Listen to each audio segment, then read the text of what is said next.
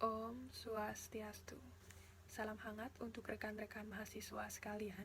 Perkenalkan, kami dari kelompok 4 dengan anggota saya sendiri, Niko Mangdiah Putri Pramesti, absen 22, dan teman saya, Pandiko Mangadi Suwardinata, absen 14. Pada kesempatan ini, kami akan mempresentasikan beberapa subbab pada perkuliahan akuntansi manajemen sektor publik. Adapun subbab yang akan kami bahas yakni yang pertama mengenai ruang lingkup akuntansi manajemen sektor publik dan yang kedua mengenai struktur akuntansi manajemen sektor publik. Baik, langsung saja ke materi yang pertama mengenai ruang lingkup akuntansi sektor publik. Jadi, dimulai dari pengertiannya, sektor publik merupakan sebuah entitas ekonomi yang memiliki keunikan tersendiri. Disebut entitas karena memiliki sumber daya ekonomi yang tidak kecil, bahkan bisa dikatakan sangat besar. Pada organisasi sektor publik juga melakukan transaksi-transaksi ekonomi dan keuangan, tetapi berbeda dengan entitas ekonomi yang lain, khususnya perusahaan komersial yang mencari laba atau disebut juga dengan nirlaba. Jadi, untuk sektor publik muncul dari berbagai bentuk masyarakat. Sebagian besar adalah merupakan organisasi pemerintah atau governmental, jadi baik pemerintahan pusat dan pemerintahan daerah.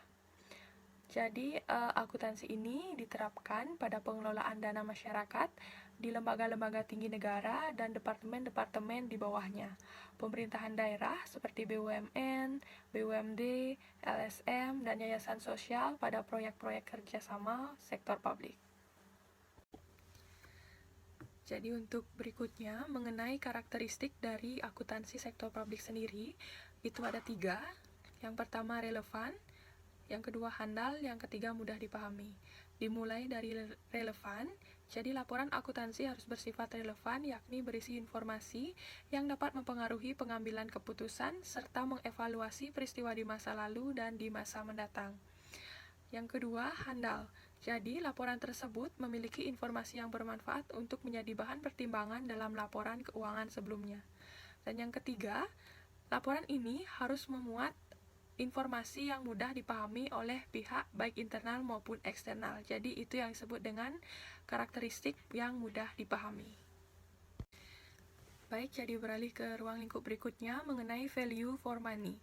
Value for money merupakan sebuah konsep dalam pengukuran kinerja. Value for money yaitu indikator kinerja sebuah sektor publik yang memberikan informasi apakah anggaran atau dana yang dibelanjakan menghasilkan suatu nilai tertentu bagi masyarakat. Jadi indikator yang dimaksud adalah indikator ekonomi, efisien, dan efektif. Yang pertama ditinjau dari ekonomi, yakni terkait analisa sejauh mana organisasi sektor publik dapat meminimalisir input resource yang digunakan untuk menghindari pengeluaran yang boros. Jadi yang kedua, efisiensi, yakni perbandingan output input yang dikaitkan dengan standar kinerja atau target yang ditetapkan. Dan yang ketiga ada efektivitas, yakni tingkat pencapaian hasil program dengan target yang ditetapkan. Baik, ke materi berikutnya, yakni mengenai perbedaan akuntansi sektor publik dan akuntansi sektor swasta. Jadi ada beberapa perbedaannya yang dimulai dari sumber pembiayaan. Pada sektor publik, sumber dana berasal dari pajak, restribusi hutang, obligasi pemerintah, laba BUMN maupun BUMD, penjualan aset negara, dan lain-lain. Sedangkan pada sektor swasta itu berasal dari pembiayaan internal yang meliputi modal sendiri, laba ditahan, penjualan aktiva, serta pembiayaan eksternal yang meliputi utang bank atau obligasi dan penerbitan saham. Yang kedua ada pertanggungjawaban, di mana pertanggungjawaban sektor publik ini bertanggung jawab kepada masyarakat karena sumber dana yang digunakan untuk memberikan pelayanan publik berasal dari masyarakat. Sedangkan pada swasta bertanggung jawab kepada pemilik perusahaan atau pemegang saham. Dan yang ketiga itu dari struktur organisasi.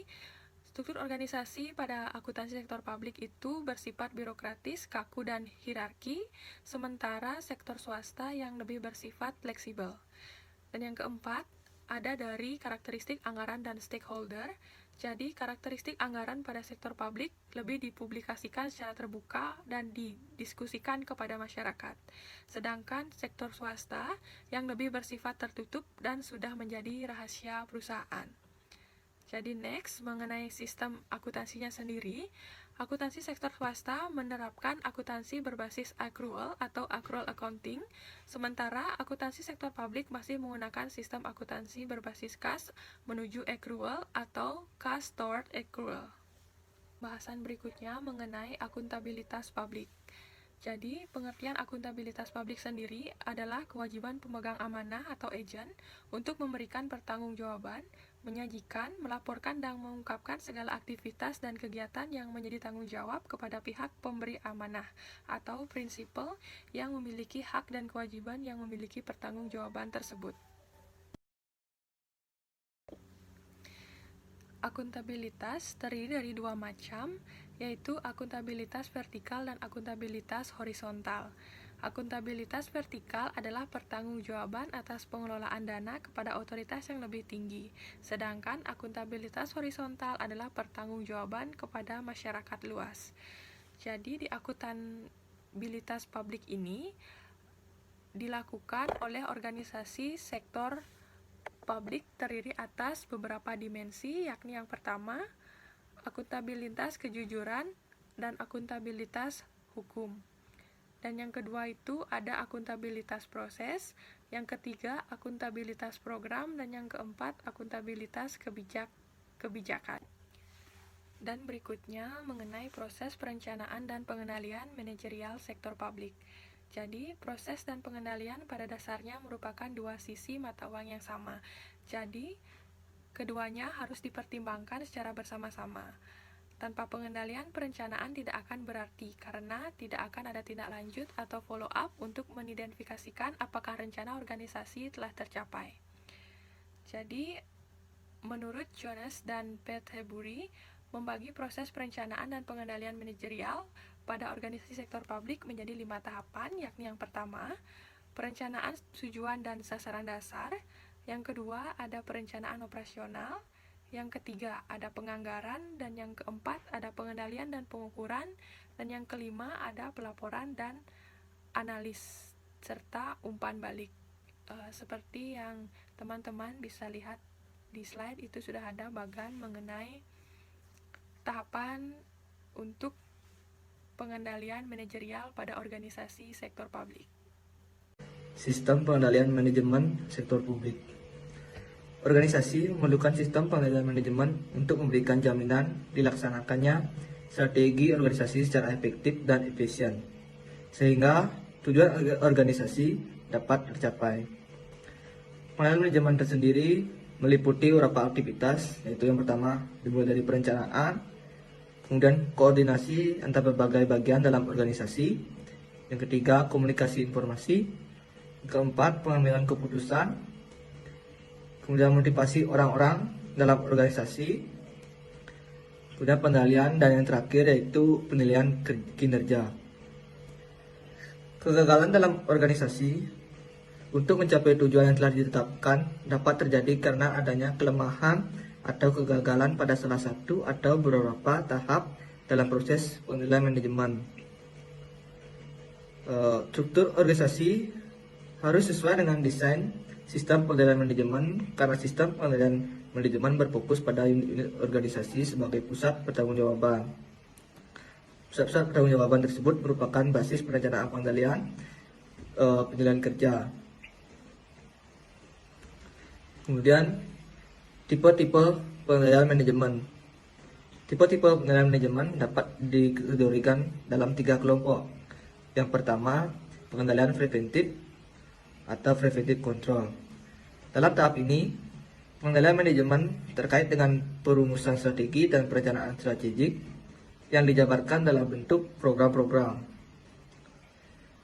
Yang kedua, yaitu pengendalian operasional atau operational control. Dalam tahap ini, pengendalian manajemen terkait dengan pelaksanaan pengawasan program yang telah ditetapkan melalui alat berupa anggaran. Yang ketiga yaitu ATR. Pada tahap ini, pengendalian manajemen berupa analisis evaluasi kinerja berdasarkan tolak ukur kinerja yang telah ditetapkan. Struktur akuntansi manajemen sektor publik. Sistem pengendalian manajemen harus didukung dengan struktur pengendalian yang baik.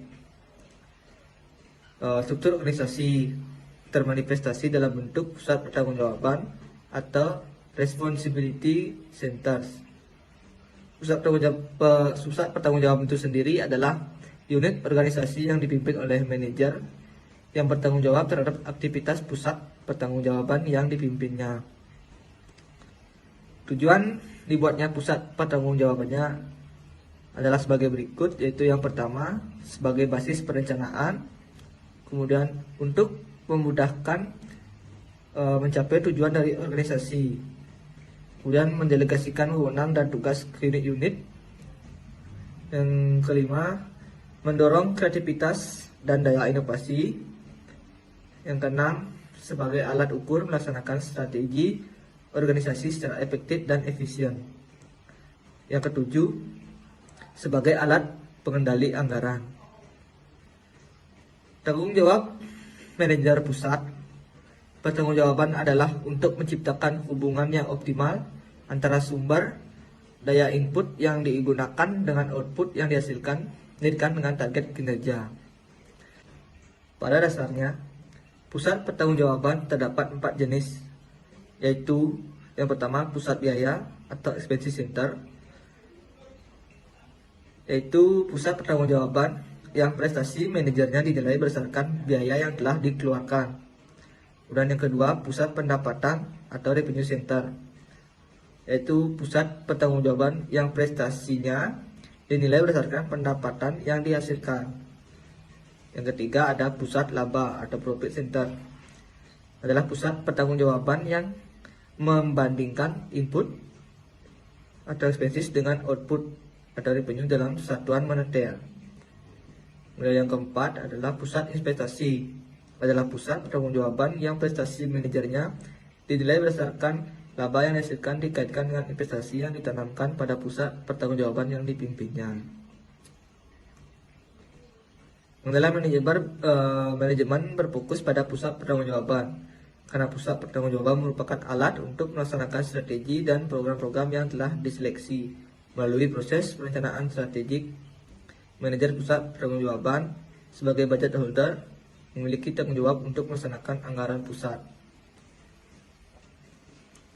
Tiap-tiap pusat pertanggungjawaban bertugas untuk melaksanakan program atau aktivitas tertentu, dan penggabungan program-program dari tiap-tiap pusat tersebut seharusnya mendukung program pusat pertanggungjawaban pada level yang tinggi, sehingga pada akhirnya tujuan umum organisasi dapat tercapai. Pusat pertanggungjawaban merupakan alat yang sangat vital untuk pelaksanaan dan pengendalian anggaran. Selain itu, pusat pertanggungjawaban merupakan basis pengukuran kinerja, yaitu membandingkan antara apa yang telah dicapai oleh unit organisasi dengan anggaran yang telah ditetapkan. Proses pengendalian manajemen sektor publik. Pengendalian manajemen pada organisasi sektor publik dapat dilakukan dengan menggunakan saluran komunikasi formal maupun informal. Komunikasi formal terdiri dari aktivitas formal dalam organisasi yang meliputi yang pertama perumusan strategi, perencanaan strategik, penganggaran, operasional, dan evaluasi kinerja. Saluran komunikasi informal dapat dilakukan melalui komunikasi langsung, pertemuan, diskusi, atau melalui metode manajemen by walking around.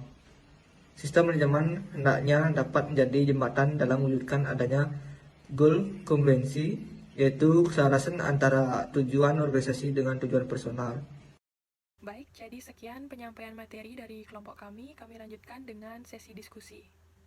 Bagi teman-teman yang memiliki pertanyaan, kami persilahkan.